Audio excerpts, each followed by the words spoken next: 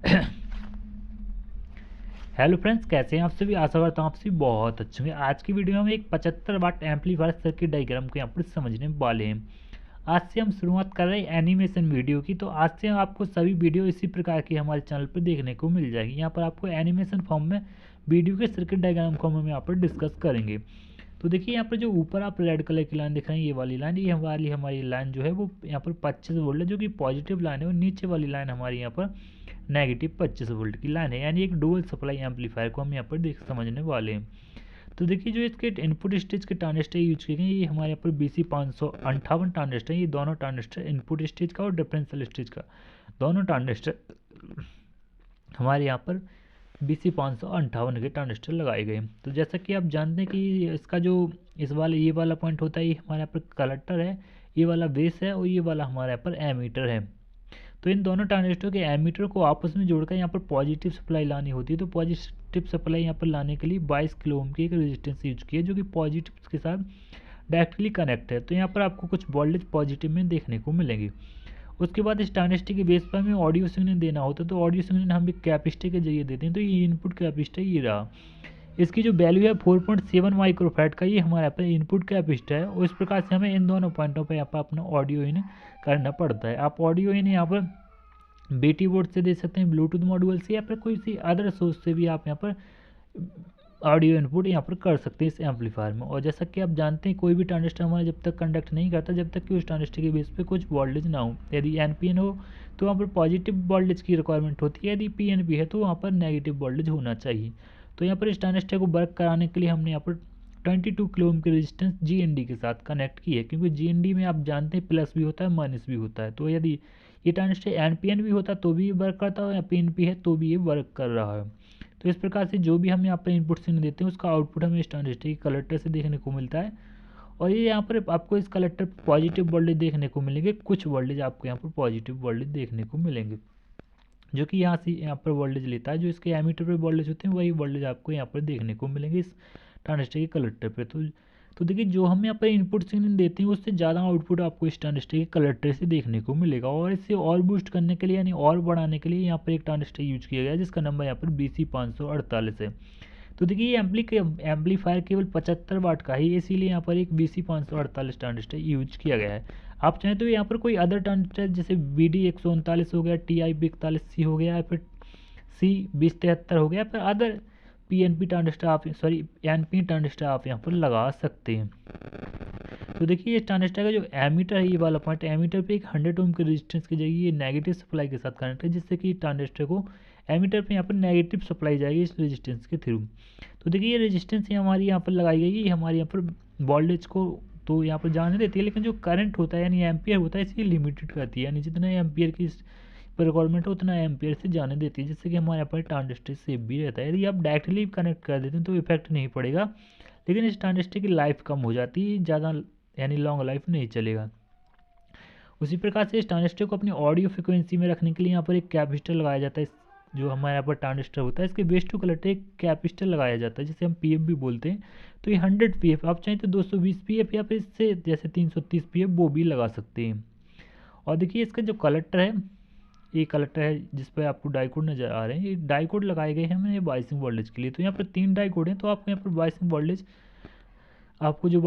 मिलेगा वो 0.7 वोल्ट आपको इन दोनों ट्रांजिस्टरों की बेस पर आपको बाइसिंग वोल्टेज देखने को मिलेगा। यहाँ पर आपको नेगेटिव में मिलेगा इस वाले पॉइंट पर, यहाँ पर आपको पॉजिटिव में देखने को मिलेगा। यहाँ पर किसी भी प्रकार के ड्राइवर ट्रांजिस्टर यूज नहीं किए गए, डायरेक्टली यहाँ पर आउटपुट ट्रांजिस्टर लगाए गए, क्योंकि हमें यहाँ पर आउटपुट भी बहुत ही कम रिक्वायरमेंट है, करीब 75 वाट या फिर 50 वाट की हमें यहाँ पर आउटपुट पावर देखने को मिलेगी। आप चाहें तो यहाँ पर 100 वाट का भी स्पीकर ड्राइव कर सकते हैं, कोई इशू नहीं है, लेकिन थोड़ी हीट्स यहाँ पर थोड़ी बड़ी होनी चाहिए, क्योंकि ये ट्रांजिस्टर हमारे यहाँ पर हीट होंगे। तो देखिए यहाँ पर बाइसिंग वोल्टेज के लिए यहाँ पर 2 रेजिस्टेंस भी लगाई गई हैं। तो देखिए आप यहाँ पर देख पा रहे हैं, ये रेजिस्टेंस हमारी 3.3 किलो ओम की है, और इसी के सीरीज में एक और रेजिस्टेंस 3.3 किलो ओम की। ये दोनों रेजिस्टेंस हमारी 1 वाट की हैं, आप चाहें तो क्वार्टर वाट में भी लगा सकते हैं, कोई इशू नहीं है। और देखिए यहाँ पर एक बूस्ट का कैपेसिटर लगा हुआ है, बूस्ट का कैपेसिटर ये वाला रहा। इस बूस्ट का कैपेसिटर का जो नेगेटिव पॉइंट है वो हमारे यहाँ पर पेटेको वाली लाइन के साथ कनेक्ट है, और जो इसका पॉजिटिव पॉइंट है वो हमारे यहाँ पर इन दोनों रेजिस्टेंस के कॉमन वाले पॉइंट पर कनेक्ट है। इसकी वैल्यू आपको यहाँ पर 100 माइक्रोफैराड यहाँ पर लिखी हुई है। तो देखिए इसका काम क्या होता है कि जैसे ही हम अपने एम्पलीफायर के वॉल्यूम को बढ़ाते हैं तो हमारे यहाँ पर वॉइस में वोल्टेज ड्रॉप होता है, और वॉइस में वोल्टेज के ड्रॉप होने के कारण हमारे यहाँ पर साउंड क्वालिटी बिगड़ती है। तो साउंड क्वालिटी ना बिगड़े इसीलिए हम यहाँ पर एक बूस्ट का कैपेसिटर लगा सकते हैं। इसकी वैल्यू भी आप थोड़ा ज़्यादा ऊपर नीचे कर सकते हैं, जैसे कि आप यहाँ पर 150 माइक्रोफैराड का भी लगा सकते हैं। उसके बाद आप फीडबैक पर आ जाते हैं। ये फीडबैक रेजिस्टेंस है जो कि हमारे यहाँ पे 220 किलो ओम की। इस रेजिस्टेंस से क्या होता है कि यदि आप एम्पलीफायर की गैंग को बढ़ाना चाहें तो आप इसकी ज़्यादा वैल्यू का रेजिस्टेंस लगाते हैं तो यहाँ पर आपको ज़्यादा गैंग देखने को मिलेगी। यदि कम वैल्यू का यहाँ पर रेजिस्टेंस लगाते हैं, रजिस्टर लगाते हैं, तो आपको यहाँ पर कम गैंग देखने को मिलेगा। और इस ट्रांजिस्टर को वर्क करने के लिए यहाँ पर एक नेटवर्क लगाया जाता है, जिसके लिए हम यहाँ पर 220 ओम की एक रेजिस्टेंस और इसी के सीरीज में एक कैपेसिटर जो कि GND के साथ कनेक्ट होता है। तो ये ग्रीन वाली लाइन आप देख रहे हैं, ये हमारे यहाँ पर GND की लाइन है। अब हमारे यहाँ पर जो आउटपुट ट्रांजिस्टर लगे हुए हैं, ये ट्रांजिस्टर हमारे यहाँ पर TIP 142 और TIP 147 के ट्रांजिस्टर लगाए गए हैं। तो देखिए इसका जो मिडल वाला पॉइंट होता है ये हमारे यहाँ पर कलेक्टर होता है। तो कलेक्टर हमारे यहाँ पर जो TIP 147 उसका नेगेटिव के साथ कनेक्ट हो, जो यहाँ पर TIP 142 उसका पॉजिटिव के साथ कलेक्टर कनेक्ट है। और इसकी बेस पर हमारे सिग्नल यहाँ से देखने को मिल रहे हैं, इससे बाइसिंग वोल्टेज भी आएगा और सिग्नल भी आएगा। उस प्रकार से यहाँ पर हमें यहाँ पर बाइसिंग वोल्टेज देखने को मिलेगा, यहाँ पर सिग्नल भी आपको इसी ट्रांजिस्टर के लिए देखने को मिल जाएगा। उसके बाद इसके एमीटर पे एमीटर रेजिस्टेंस लगाई गई है, जो कि हमारे यहाँ पर 0.33 ओम 5 वाट की रेजिस्टेंस है। और यहाँ पर ये फीडबैक वाली लाइन के साथ लगाई गई हैं, जहाँ से हमें आउटपुट देखने को मिलता है। इस पॉइंट से हमें आउटपुट देखने को मिलता है। उसी प्रकार का अरेंजमेंट हमारे यहाँ पर पॉजिटिव साइड भी किया गया है। तो देखिए आप यहाँ पर देख पा रहे हैं, ये हमारे एक रेजिस्टेंस लगी है, एक हमारे यहाँ पर कैपेसिटर लगा हुआ है जो कि 104 का है। तो ये हमारे यहाँ पर जूबल नेटवर्क होता है। तो जूबल नेटवर्क की रेजिस्टेंस और एक PF को हम यहाँ पर GND के साथ कनेक्ट कर देते हैं। तो देखिए हमारे यहाँ पर 100 नैनोफैराड का है, जिसका कोड होता है 104। आप यहाँ पर जो पॉलिस्टर में लगाएंगे जो 100 वोल्ट में होता है, अदरवाइज़ आपको ये कुछ यहाँ पर इशूज देखने को मिलेंगे। तो आप यहाँ पर ये पॉलिस्टर में जो ग्रीन कलर के आते हैं आप वो यहाँ पर PF लगा सकते हैं।